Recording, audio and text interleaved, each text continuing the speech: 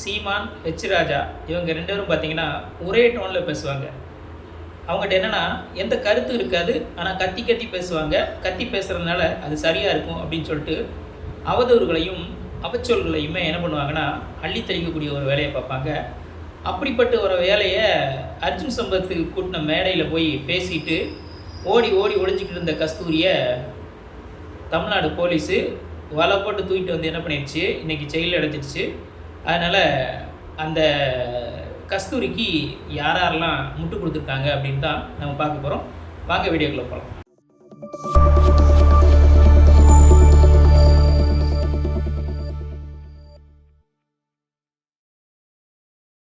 வணக்கம்.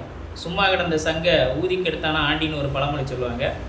அந்த பழமொழி யாருக்கு பொருந்ததோ பொருந்தலையோ, ஆனால் நம்ம சங்கி சம்பத்துக்கு நல்லா பொருந்தும்.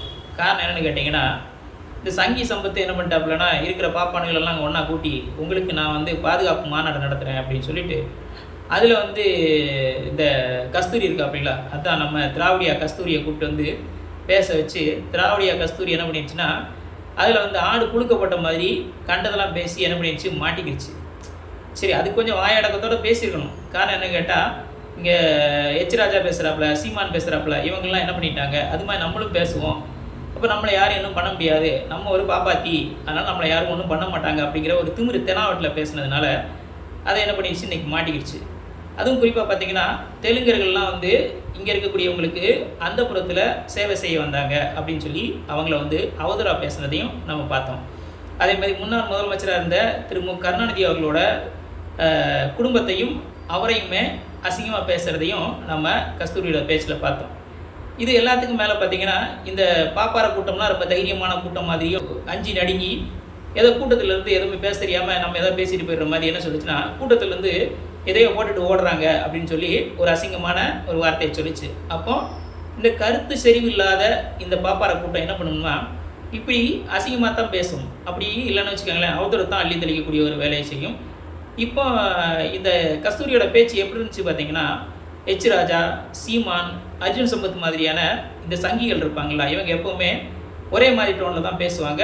இவங்களுக்கு என்னதுன்னா, கருத்து மோதல்லாம் இருக்காது. அந்த கருத்து மோதலுக்கு சரியான கருத்து எடுத்து வைக்கக்கூடிய தெம்பு, திராணி, தெனாவட்டெல்லாம் இவங்களுக்கு இருக்காது. காரணம் என்னென்னு கேட்டால், இவங்க வந்து வாட்ஸ்அப் யூனிவர்சிட்டியில் வாழ்க்கை நடத்திக்கிட்டு இருக்கக்கூடிய ஒரு வகையான ஜந்துக்கள். இந்த ஜந்துக்கள்கிட்ட போய் நம்ம என்ன பண்ண முடியாது, எந்த விதமான கருத்தை பற்றி நம்ம எதிர்பார்க்க முடியாது.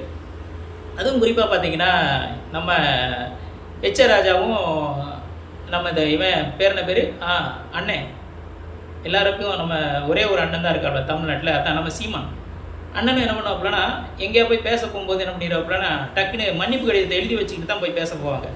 அங்கே ஏதாவது ஒரு சிக்கல் வந்துச்சுன்னா, ஐயா சாமி என்னையே விட்டுருங்க அப்படின்னு சொல்லிட்டு என்ன பண்ணிடுவாப்புலன்னா, டக்குன்னு அந்த மன்னிப்பு கடிதத்தை எழுதி நீட்டிட்டு காலில் விழுந்துட்டு வந்துடுவாப்புல. அதையும் தாண்டி யாராவது என்ன பண்ணிட்டாங்கன்னா, கேஸு போட்டாங்கன்னா, ஹெச் ராஜா போய் என்னை மன்னிச்சிக்காங்க அப்படின்னு சொல்லிட்டு சாவர்கர் அப்படிங்கிற அந்த பரம்பரையிலேருந்து வந்த ஹெச் ராஜா என்ன பண்ணிடுவாப்புல, காலில் விழுந்துடுவாப்புல.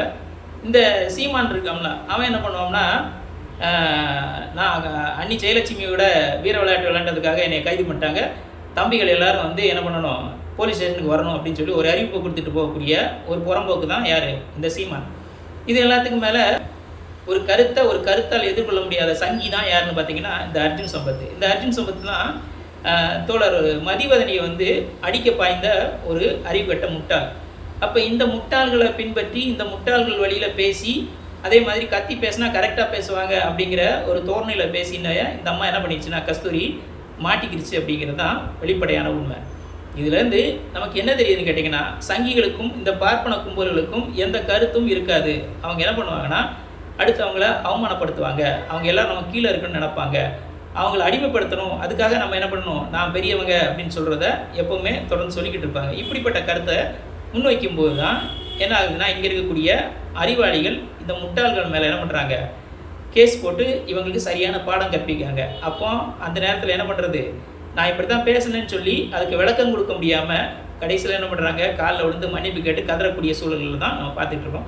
அப்படிப்பட்ட ஒரு நிகழ்வு தான் கஸ்தூரிக்கு நடந்திருக்கு அப்படின்னு சொன்னால், அதனால் இங்கே RN ரவியாக இருந்தாலும் சரி, அர்ஜுன் சம்பத்தாக இருந்தாலும் சரி, ஹெச் ராஜாவாக இருந்தாலும் சரி, சீமானாக இருந்தாலும் சரி, என்ன செய்யணும், அடக்கி வாசிக்கணும் அப்படிங்கிறது தான் நாம் திரும்ப திரும்ப இவங்களுக்கு வலியுறுத்த வேண்டியது இருக்குது. காரணம் என்னென்னா, இந்த கஸ்தூரியை கைது பண்ண இந்த அரசால் ஹெச் ராஜாவையும் சீமானையும் கைது பண்ண முடியாதான்னு கேட்டால் கண்டிப்பாக கைது பண்ணுவாங்க.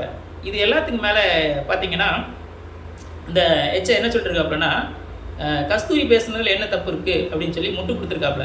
காரணம் என்னென்னு கேட்டால், அந்த அம்மா பேசுனது வந்து என்னுடைய ஸ்டேட்மெண்ட்டை தான் பேசியிருக்காங்க. அப்படின்னா என்ன செய்யணும்னா, இந்த ராஜாவையும் பிடிச்சி ஜெயிலில் அடைக்கணும் அப்படிங்கிறது தான் நம்மளுடைய மேலான கருத்து. இது எல்லாத்துக்கும் மேலே அண்ணன் சீமான் இருக்காப்புல, அண்ணன் சீமான்கிட்ட போய் கருத்து கேட்டாங்க. கருத்து கேட்டோன்னா அண்ணன் சீமான் என்ன சொல்லிட்டாப்புலன்னா, அது வந்து தேவையில்லாதது, அது வந்து ஒரு வன்மத்தினால செஞ்சது, அதெல்லாம் செய்யக்கூடாது, ஒரு பொம்பளை பிள்ளையை போய் இப்படி பண்ணலாமா அப்படின்னு சொல்லி அண்ணன் ரொம்ப வந்து பெண்கள் மேலே ரொம்ப ஆதரவாக இருக்கிறது மாதிரி பேசினாப்புல.